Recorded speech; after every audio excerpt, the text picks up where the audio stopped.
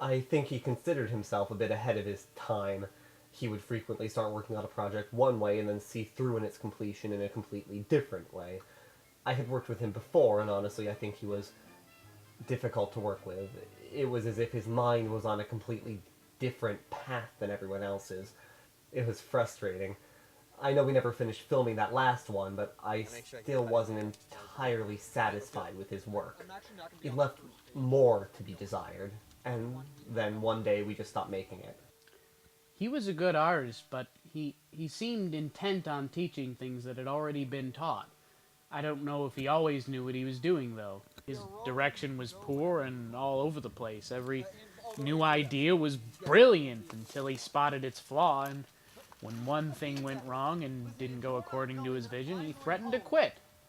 But that might just be because he was too scared, and he relied too heavily on small crews because he didn't trust anyone but himself.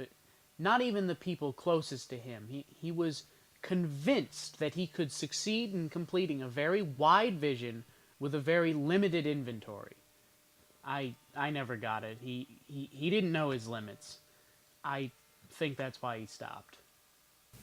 Most people would say that I was the closest person to him in those last few days, although I think both of us had something to say about that. We attempted to put the score together, and somewhere through that process he told me that he was going through a crisis. He felt that he didn't have enough control of the film. He told me he thought the film was emotionally strong, but it was lacking in truth, which I found weird because he didn't believe in truth. He just believed in morals and opinions. Was he saying he wanted to control the truth? It didn't make sense. If I had listened better, I might have realized that this is what it would have come to. Maybe I could have helped him. He was always against labels and things that would tie him down. He once told me about what he considered the paradox of art. He said that he had heard it referred to as truth through fiction, and he hated that. He wanted it to be truth through truth, because every other way, you're just living a lie. If we're lying to tell the truth, then at least some part of that truth is a lie. And doesn't that defeat the purpose? Besides, he was always very forward with me, and asked me to be forward with him, even if that meant that one of us would be hurt. He hated lying. He lied to me once.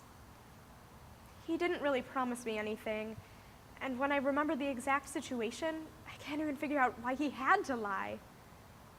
It just doesn't make sense. Maybe that's why he stopped. Maybe he couldn't bear the thought of lying anymore, especially since it was destroying him. One lie doesn't cover up another. They just layer and layer until you don't even remember where you started. I think he knew that. He just wasn't ready for it. It's such a bizarre thing to talk about. It's not as if the end of one project is the end of a human being.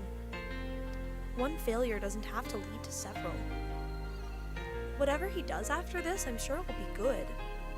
Maybe not honest, but at least honest to him. He told me once that art is a mirror. If that's the case, don't you have to reflect a part of yourself? He always talked about wanting to satisfy and educate his audience, but maybe this time around his audience is himself.